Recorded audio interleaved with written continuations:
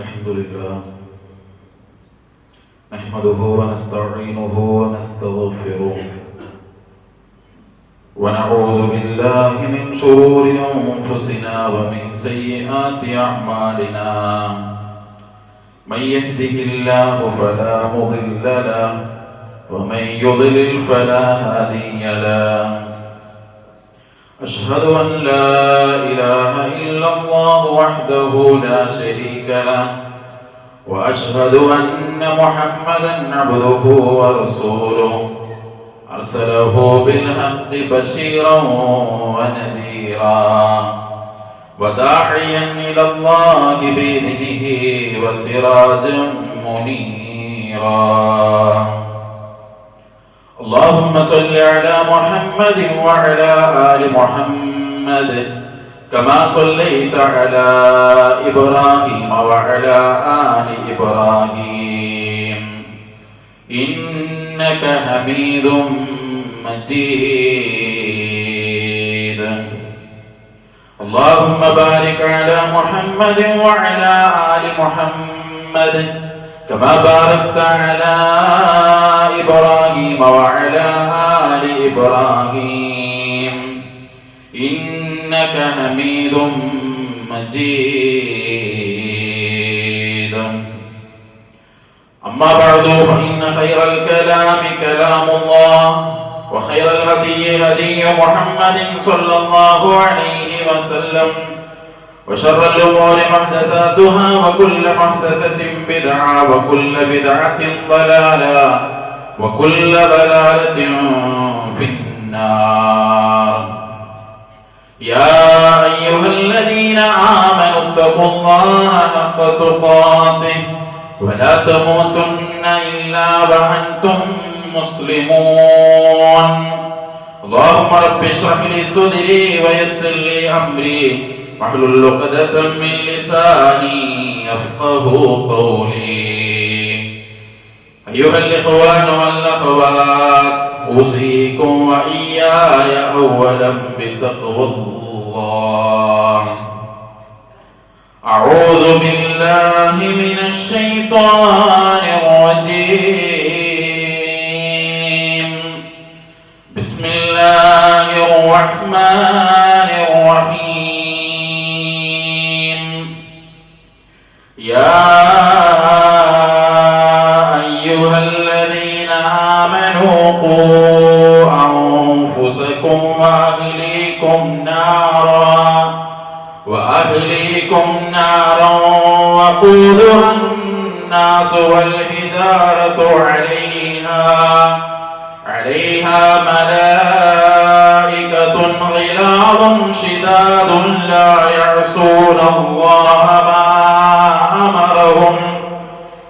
يعصون الله ما أمرهم ويفعلون ما يؤمرون. സ്നേഹമുള്ള വിശ്വാസികൾ, നമ്മെ എല്ലാവരെയും സൃഷ്ടിക്കുകയും ധാരാളം അനുഗ്രഹങ്ങൾ നൽകി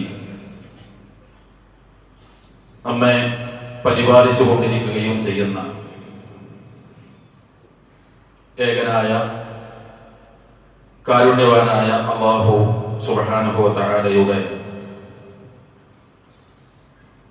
കൽപ്പനകളും നിർദ്ദേശങ്ങളുമെല്ലാം ജീവിതത്തിന്റെ എല്ലാ മേഖലകളിലും പാലിച്ചുകൊണ്ട് ജീവിക്കാൻ എല്ലാവരെയും ഉണർത്തുകയാണ്, വസിയ്യത്ത് ചെയ്യുകയാണ്. അല്ലാഹു ആ നിലക്ക് നമ്മുടെ എല്ലാം ജീവിതത്തെ ക്രമീകരിച്ച് മുന്നോട്ടു പോകാൻ നമ്മെ അനുഗ്രഹിക്കുമാറാകട്ടെ. നല്ല തണുപ്പുള്ള കാലാവസ്ഥയിൽ നിന്ന് പതിയെ ചൂടിന്റെ അവസ്ഥയിലേക്ക് നമ്മൾ മാറിക്കൊണ്ടിരിക്കുകയാണ്. സാധാരണയിൽ നിന്ന് വ്യത്യസ്തമായി ചൂടുകാലം വരുമ്പോൾ തന്നെ അതിൻ്റെ തീവ്രമായ ഒരു അവസ്ഥയിൽ എത്തുകയും ഈ സമയത്തു തന്നെ വളരെ കൃത്യമായ ജാഗ്രത നിർദ്ദേശങ്ങൾ ജോലിക്കാരുടെ, വിദ്യാർത്ഥികളുടെ ഒക്കെ കാര്യത്തിൽ ഉത്തരവാദിത്തപ്പെട്ട ആളുകൾ നൽകിക്കൊണ്ടിരിക്കുകയും ചെയ്യുന്നു. രാജ്യത്തു തന്നെ ഏറ്റവും ശക്തമായ ചൂടിന്റെ അവസ്ഥ നമ്മുടെ നാട് അനുഭവിച്ചു കൊണ്ടിരിക്കുകയാണ് എന്ന് പത്രമാധ്യമങ്ങൾ റിപ്പോർട്ട് ചെയ്യുകയും ചെയ്തുകൊണ്ടിരിക്കുന്നു.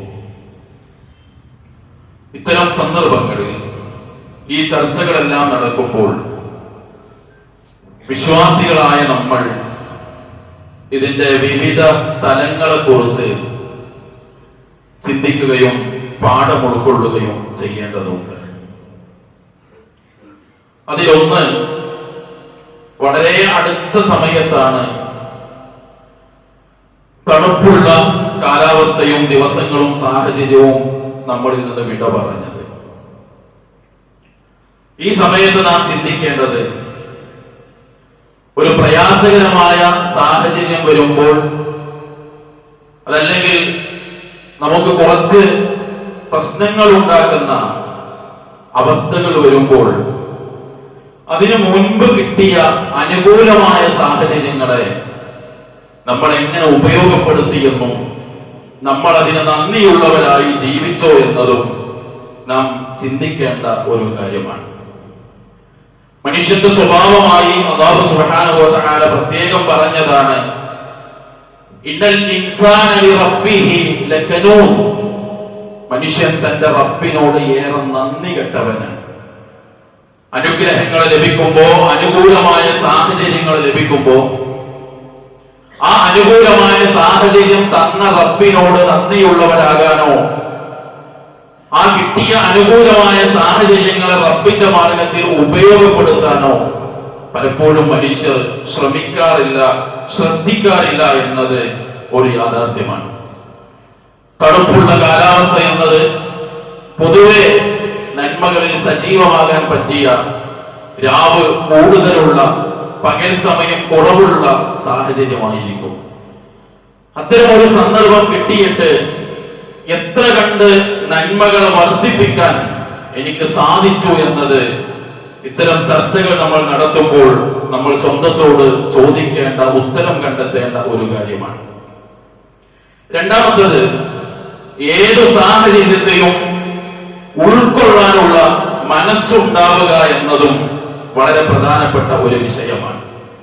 കാരണം മഴയാണെങ്കിലും വെയിലാണെങ്കിലും ചൂടും തണുപ്പുമാണെങ്കിലും കാലാവസ്ഥകൾ ഏതാണെങ്കിലും അതിനെ എല്ലാറ്റിനെയും കൃത്യമായി ക്രമീകരിച്ചു കൊണ്ടുപോകുന്നത് അല്ലാഹു സുബ്ഹാനഹു വ തആലയാണ്. അതുകൊണ്ടാണല്ലോ റസൂലുള്ളാഹി സ്വല്ലല്ലാഹു അലൈഹി വസല്ലം നമ്മെ പഠിപ്പിച്ചത്, ലാ തസുബ്ബു ദഹ്റ. കാലമേതുമാകട്ടെ അതിനെ ഒരിക്കലും നിങ്ങൾ കുറ്റപ്പെടുത്തുകയോ ചീത്ത വിളിക്കുകയോ ചെയ്യരുത്. അല്ലാഹുവാണ് കാലം. കാലത്തെ ക്രമീകരിക്കുന്നതും നിയന്ത്രിക്കുന്നതും നിശ്ചയിക്കുന്നതും ഒക്കെ അല്ലാഹു സുബ്ഹാനഹു വ തആലയാണ്. അതുകൊണ്ട് ഏതു കാലാവസ്ഥയും ഏതു സാഹചര്യമാണെങ്കിലും അതിനെ കുറ്റപ്പെടുത്താതെ, ചീത്ത വിളിക്കാതെ ആ സാഹചര്യത്തെ ഉൾക്കൊള്ളാൻ നാം തയ്യാറാകണമെന്നത് വളരെ പ്രധാനപ്പെട്ട ഒരു കാര്യമാണ്. സഹോദരങ്ങളെ, ഈ കാര്യങ്ങളൊക്കെ ദുനിയാവുമായി ബന്ധപ്പെട്ട് നമ്മൾ മനസ്സിലാക്കേണ്ട സാഹചര്യമാണെങ്കിൽ, പരലോകബന്ധിതമായി കൂടി ഈ ചൂടിനെ കുറിച്ച് നമ്മൾ ചിന്തിക്കേണ്ടതുണ്ട്. ഇതിനേക്കാളും ശക്തമായ കടുപ്പമുള്ള ചൂടിന്റെ ചില സാഹചര്യങ്ങൾ വരാനുണ്ട് എന്ന് റസൂലുള്ളാഹി സ്വല്ലല്ലാഹു അലൈഹി വസല്ലമയും വിശുദ്ധ ഖുർആനും നമ്മെ ഓർമ്മപ്പെടുത്തിയ വിഷയമാണ്. റസൂൽ സ്വല്ലല്ലാഹു അലൈഹി വസല്ലമ പറഞ്ഞു, തുദ്ന അശംസു യൗമൽ ഖിയാമത്തി മിൻ ഖൽഖിൻ ഹത്താ തകൂന മിൻഹും കമിഖ്ദാരി മീൽ. റസൂൽ സ്വല്ലല്ലാഹു അലൈഹി വസല്ലമ പറയാണ്, അന്ത്യനാളിൽ സൃഷ്ടികളുടെ അടുത്തേക്ക് സൂര്യൻ അടുത്തു വരും. ഏതുവരെ? ഹത്താ തകൂന മിൻഹും കമിഖ്ദാരി മീൽ. ഒരു മൈൽ അകലെ ആ സൂര്യൻ എത്തുന്ന സാഹചര്യം ഉണ്ടാകുമെന്ന് നബി സല്ലല്ലാഹു അലൈഹി വസല്ലമ ഓർമ്മപ്പെടുത്തുകയാണ്. ആ ഹദീസിന്റെ പരമ്പരയിൽ കടന്നു വരുന്ന മഹാനായ വ്യക്തിത്വമായ സുലൈം ഇബ്നു ആമിർ അദ്ദേഹം പറയാണ്, അല്ലാഹുവാണ് സത്യം, മാ അദിരി, എനിക്കറിയില്ല, മാ യഗ്നി ബിൽ മീൽ, ആ മീൽ, ഒരു മൈൽ എന്ന് പറഞ്ഞല്ലോ, അതിന്റെ ഉദ്ദേശം എന്താണ് എന്ന് എനിക്കറിയുകയില്ല. ആ മസാഫത്തുൽ അർളി അമിൽ മീൽ അല്ലദി തഖ്തഹു ബിൽ ഐൻ, സാധാരണ നമ്മൾ അളവിന് പറയുന്ന ആ മൈലാണോ? അതല്ല, കണ്ണിൽ സുറുമയിടാൻ ഉപയോഗിക്കുന്ന ചെറിയ കൊള്ളിയുണ്ട്, അതിനും ആ പദപ്രയോഗം തന്നെയാണ് നടത്തുക. അതാണോ റസൂലുള്ളാഹി സ്വല്ലല്ലാഹു അലൈഹി വസല്ലം ഉദ്ദേശിച്ചത് എന്ന് എനിക്കറിയുകയില്ല. എന്നിട്ട് ആ ഹദീസ് തുടരുകയാണ്, ഫയഖൂലു നാസു അലാ ഖദരി അഅമാലിഹിം ഫിൽ അർദ്, ഓരോ വ്യക്തിയും ചെയ്ത കർമ്മങ്ങളുടെ തോതനുസരിച്ച്, ചെയ്ത പ്രവർത്തനങ്ങളുടെ തോതനുസരിച്ച് വിയർപ്പിൽ മുങ്ങി നിൽക്കുന്ന സാഹചര്യമായിരിക്കും. ഒരു കണ്ണിൽ സുറുമയിടുന്ന കൊള്ളിയുടെ അത്ര അകലെ 13.5 ലക്ഷം ഭൂമിയെ ഉൾക്കൊള്ളാൻ മാത്രം വലുപ്പമുള്ള സൂര്യൻ ഇന്ന് നമ്മൾ ഒരു ഫുട്ബോളിന്റെ അല്ലെങ്കിൽ അതിനേക്കാൾ കുറച്ച് വലുപ്പത്തിലാണ് നമ്മൾ കാണുന്നത്. അത് അത്രയും അകലെയായതുകൊണ്ടാണ്. ആ സൂര്യൻ മനുഷ്യനോട് കണ്ണിൽ സുറുമയിടുന്ന ഒരു കോലിന്റെ അത്ര അകലെ വന്നു നിൽക്കുമെന്ന് നബി സല്ലല്ലാഹു അലൈഹി വസല്ലം പഠിപ്പിക്കുമ്പോൾ, സഹോദരങ്ങളെ, ആ ചൂടിനെ അതിജയിക്കാൻ നമ്മൾ എന്ത് ചെയ്തു എന്നത് നമ്മൾ ചിന്തിക്കേണ്ടതുണ്ട്. അവിടെയാണ് നബി സല്ലല്ലാഹു അലൈഹി വസല്ലം പറഞ്ഞത്, ആ ചൂടിൽ നിന്ന് തണൽ ലഭിക്കുന്ന ചില വിഭാഗക്കാരുണ്ട്. അല്ലാഹു നൽകുന്ന തണലല്ലാത്ത, ഒരു തണലുമില്ലാത്ത പരലോക കോടതിയിൽ 7 വിഭാഗം ആളുകൾക്ക് അല്ലാഹു തണൽ നൽകുമെന്ന് നബി സല്ലല്ലാഹു അലൈഹി വസല്ലം പഠിപ്പിക്കുകയാണ്. ഒന്നാമത്തേത് ഇമാമുൽ ആദിൽ, നീതിമാനായ ഭരണാധികാരിയാണ്. നമ്മൾ എവിടെയൊക്കെ ആരുടെയൊക്കെ ഇടയിൽ ഉത്തരവാദിത്തങ്ങൾ കൈകാര്യം ചെയ്യുന്നുണ്ടോ, നമുക്ക് കീഴിൽ ആരെല്ലാം എന്തെല്ലാം കാര്യങ്ങളിൽ ഉണ്ടോ, ആരുടെയെല്ലാം ബാധ്യതയും ഉത്തരവാദിത്വവുമാണോ നമ്മെ ഏൽപ്പിച്ചത്, അവരോടൊക്കെ നീതി കാണിക്കുക എന്നത് വളരെ പ്രധാനമാണ്.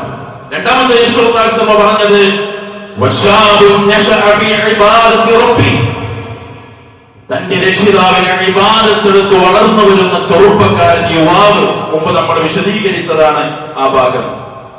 മൂന്നാമത്തെ നബി സല്ലല്ലാഹു അലൈഹി വസല്ലം പറയാണ്, വറജുലുൻ ഖൽബുഹു മുഅല്ലഖുൻ ഫിൽ മസാജിദ്, പള്ളിയോട് ഹൃദയബന്ധമുള്ള ആളുകൾ, പള്ളിയിൽ ശരിക്ക് ഹൃദയത്തെ കെട്ടിയിട്ടവർ.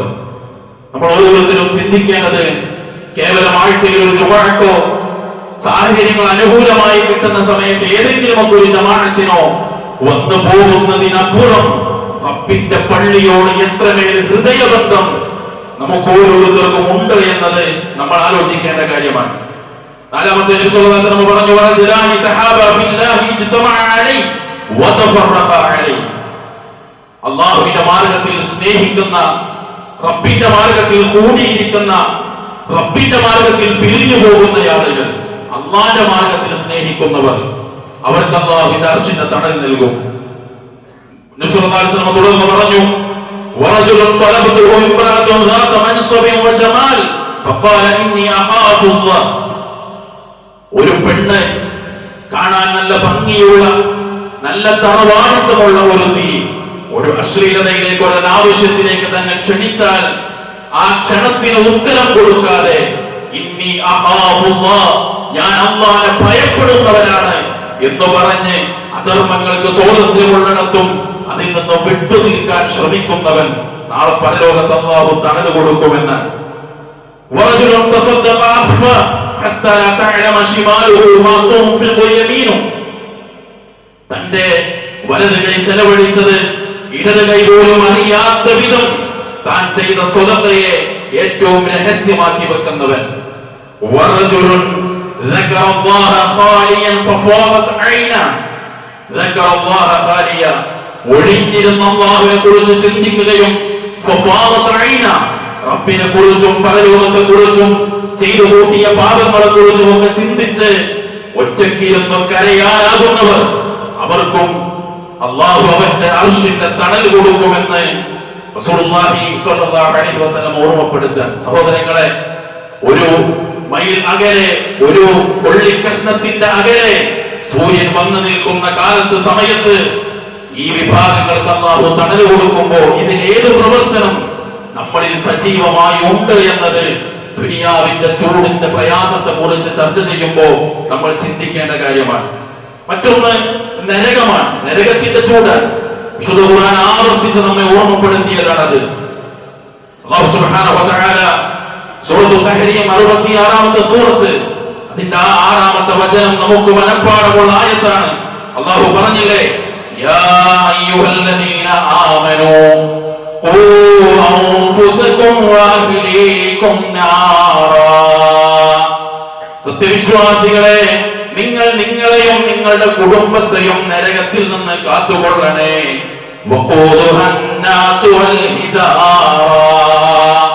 ആ നരകത്തിൽ കത്തിക്കപ്പെടുന്ന വിറക് എന്ന് പറയുന്നത് മനുഷ്യരും കല്ലുമാണ്. സഹോദരങ്ങളെ, ഈ ദുനിയാവില് എത്ര ചൂടുള്ള തീയിലേക്ക് കല്ല് കോരിയിട്ടാലും കല്ല് കത്തുന്നത് നമ്മൾ കാണാറില്ല. എത്ര തിളപ്പിച്ചിട്ടാണ് നമ്മുടെയൊക്കെ റോഡുകൾ ഉണ്ടാക്കുന്ന ടാറ്, എത്ര ചൂടുണ്ടാകും. ആ ചൂടിലേക്ക് കോരിയിടുന്ന കല്ല് അത് ഉരുകാറില്ല, കത്താറില്ല, നശിക്കാറില്ല. നാം എന്തെങ്കിലുമൊക്കെ തീ പൂട്ടുന്ന സമയത്ത് കല്ലുകൊണ്ട് അടുപ്പുണ്ടാക്കും, കത്തിപ്പോകാറില്ല. അല്ലാഹു പറയാണ്, ആ കല്ലുപോലും കത്തിപ്പോകുന്ന ചൂടുള്ള ശക്തിയുള്ള നരകമുണ്ട്. ആ നരകത്തെ തൊട്ട് നിങ്ങൾ നിങ്ങളുടെ കാര്യവും നിങ്ങളുടെ കുടുംബത്തിന്റെ കാര്യവും ശ്രദ്ധിക്കണേ എന്ന് അല്ലാഹു സുബ്ഹാനഹു വ തആല ഓർമ്മപ്പെടുത്തുക. നന്മകൾക്ക് ദുനിയാവിന്റെ ചൂടിന് തടസ്സം പറഞ്ഞ ആളുകൾ കടന്നുപോയിട്ടുണ്ട്. അല്ലാഹുവിന്റെ ദീനിനു വേണ്ടി യുദ്ധത്തിന് ഇറങ്ങി പുറപ്പെടേണ്ട ഒരു സമയമുണ്ടായപ്പോൾ അൽഹംദുലില്ലാഹ് നാം ജീവിക്കുന്ന നാട് അത്തരം ഒരു സാഹചര്യത്തിലേക്ക് നമ്മെ പ്രേരിപ്പിക്കുന്നില്ല. നമുക്കിവിടെ അത്തരം ഒരു സന്ദർഭം, അത്തരം ഒരു കാര്യം അല്ലാഹു നിയമമാക്കിയിട്ടില്ല. എന്നാൽ അത്തരം സാഹചര്യം ഉണ്ടായിരുന്ന സ്വഹാബത്ത് അതിലേക്ക് ഇറങ്ങി പുറപ്പെടേണ്ട സമയത്ത് ചില കപട വിശ്വാസികൾ അവരോട് പറഞ്ഞു,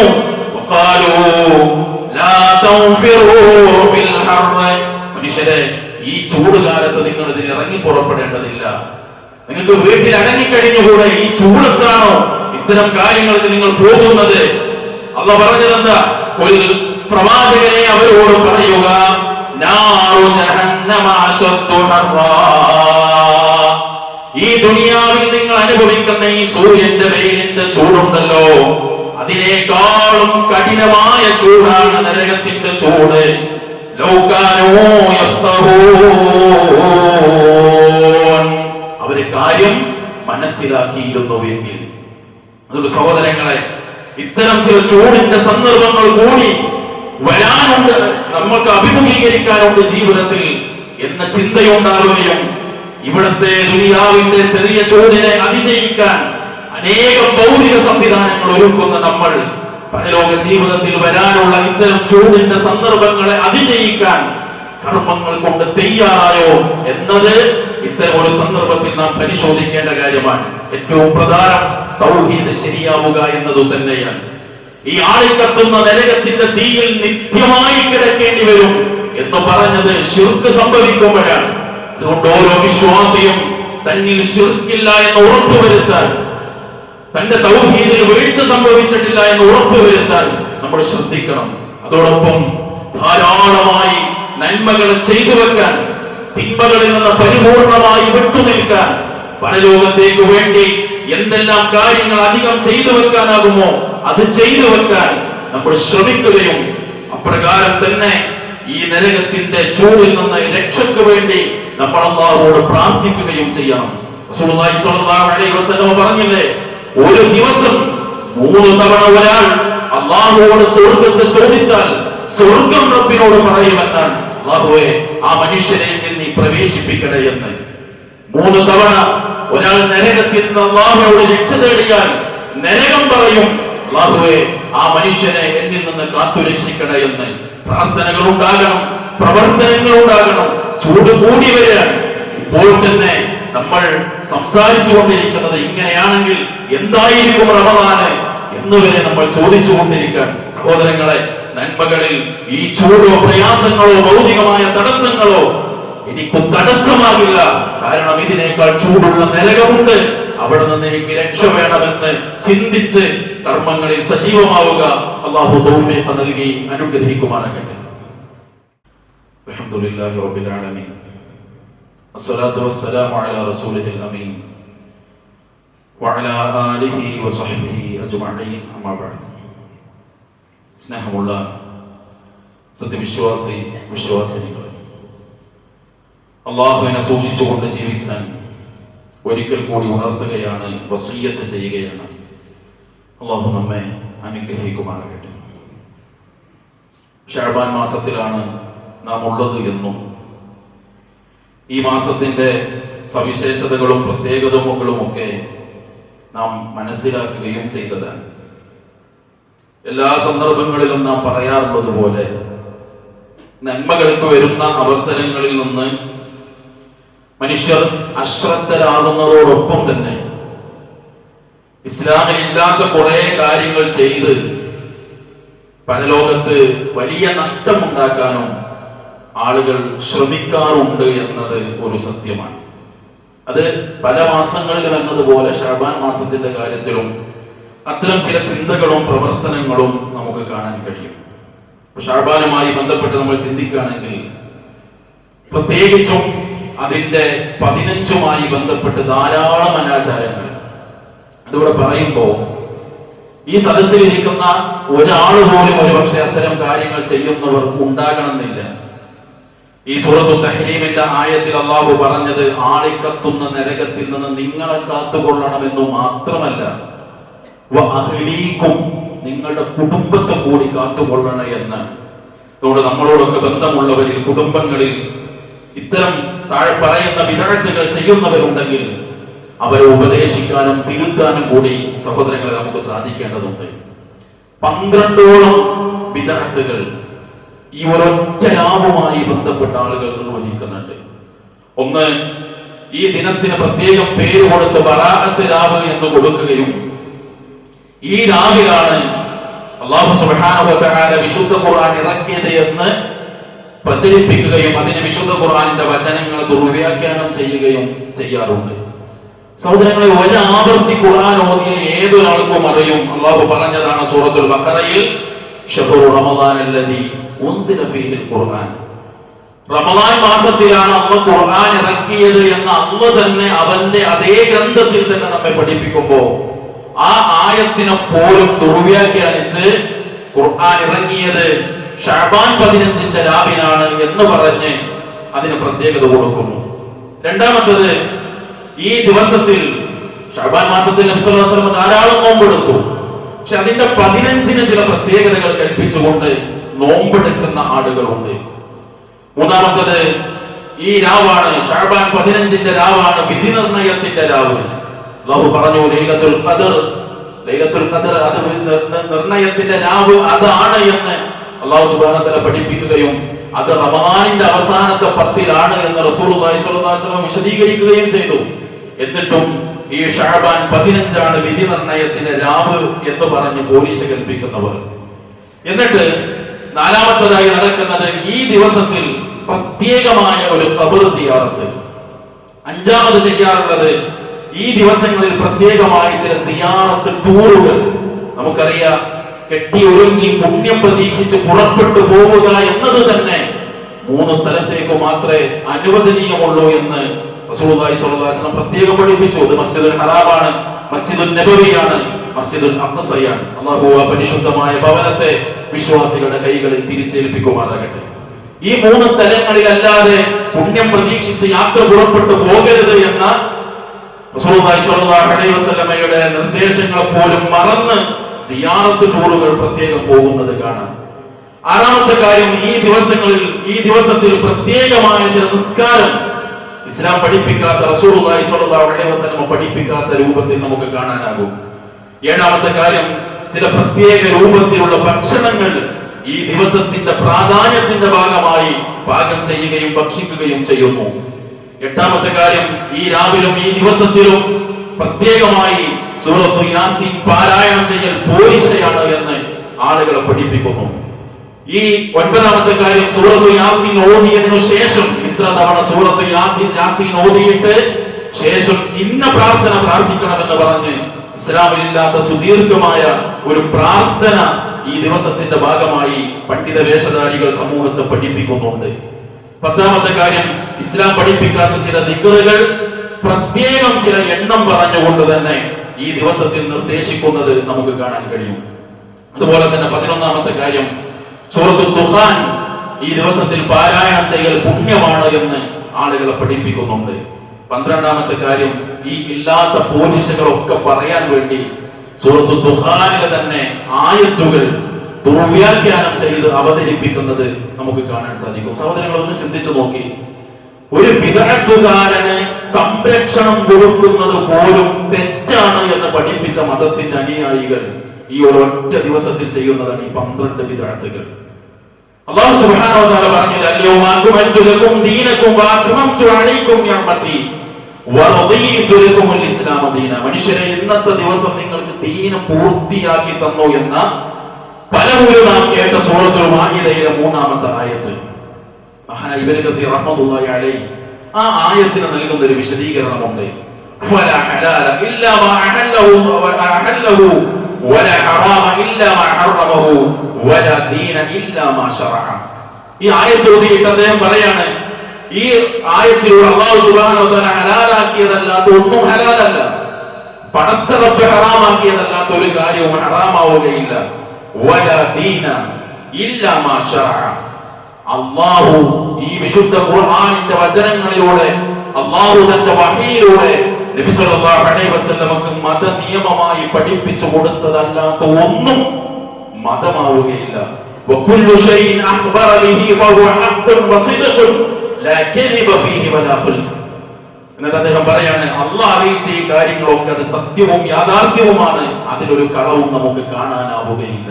എത്ര കൃത്യമായിട്ടാണ് പണ്ഡിതന്മാർ വിശദീകരിച്ചത്. ആ പൂർത്തിയാക്കപ്പെട്ട മതത്തിൽ മേൽ പറഞ്ഞ 12 കാര്യങ്ങളെയും നമുക്ക് കാണാനാവുകയില്ല. എന്നിട്ടും ആളുകൾ ചെയ്തുകൊണ്ടിരിക്കാൻ ആ പ്രവൃത്തി പരലോകത്ത് നേരത്തെ പറഞ്ഞ നരകത്തിന്റെ അഹലുകാരാക്കി നമ്മെ മാറ്റുകയും പരലോകത്ത് ഇത്തരത്തിൽ ശക്തമായ ചൂടും പ്രയാസവുമുള്ള ആ പരലോക കോടതിയിൽ അല്ലാഹുവിന്റെ റസൂലിന്റെ കൈകളാൽ ലഭിക്കുന്ന ഹൗദുൽ കൗസറിന്റെ വെള്ളത്തിനുള്ള അർഹത പോലും എടുത്തു കളയുകയും ചെയ്യുമെന്ന ബോധ്യം നമുക്കുണ്ടാകണം. നാമുമായി ബന്ധപ്പെട്ട് നിൽക്കുന്ന എല്ലാവർക്കും ഇത് ബോധ്യപ്പെടുത്തി കൊടുക്കാനും നമ്മൾ ശ്രദ്ധിക്കണം. പടച്ച റബ്ബ് എല്ലാ നന്മകൾക്കും തൗഫീഖ് നൽകി നമ്മെ എല്ലാം അനുഗ്രഹിക്കുമാറാകട്ടെ. എല്ലാ തിന്മകളിൽ നിന്നും അരുതായ്മകളിൽ നിന്നും വിട്ടകന്ന് ജീവിക്കാൻ പടച്ച റബ്ബ് നമ്മെ എല്ലാവരെയും തുണക്കുമാറാകട്ടെ. സുന്നത്തിനോട് ഇഷ്ടം കാത്തു സൂക്ഷിക്കാനും അവ പ്രവർത്തിക്കാനും ബിദ്അത്തുകളിൽ നിന്ന് അകന്നു നിൽക്കാനും പടച്ച റബ്ബ് നമ്മെ എല്ലാവരെയും അനുഗ്രഹിക്കുമാറാകട്ടെ. അല്ലാഹു സുബ്ഹാനഹു വ തആല അവന്റെ അർശ് കൊണ്ട് തണൽ വിരിക്കുന്ന ഭാഗ്യവാന്മാരിൽ അല്ലാഹു നമ്മെ എല്ലാവരെയും ഉൾപ്പെടുത്തി അനുഗ്രഹിക്കുമാറാകട്ടെ.